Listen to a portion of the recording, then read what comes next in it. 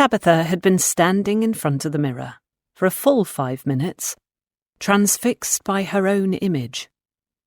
To the undiscerning eye, not much had changed, only that she had moved from full to half mourning.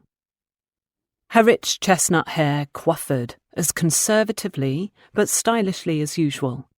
Her maid Ginny would allow nothing less. Her jewellery was minimal, tasteful, and clearly extremely expensive. Her now-deceased husband had deeply cared that she was always a visual representation of his power and influence. But what did seem different were her eyes.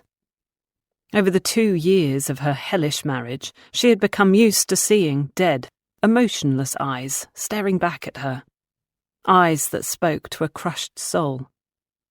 But today, for the first time since the night of her marriage to Jonathan Chesterton, the Earl of Pembroke, those eyes had some life in them. Jonathan's death should have ended her suffering, but it didn't.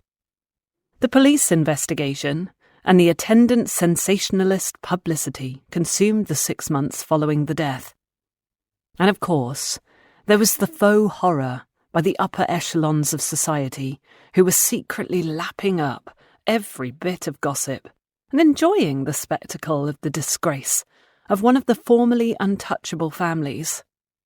In the end, Tabitha was still untouchable enough, and the death had been ruled death by misadventure. After all, when the police inspector had examined Jonathan's body, lying at the bottom of the marble staircase, the unnatural angle of his neck making clear that his neck was broken, the smell of whiskey emanating off him was undeniable. Since the ruling, she had barely left the house. Of course, society had generally shunned her, and that was more than fine with Tabitha.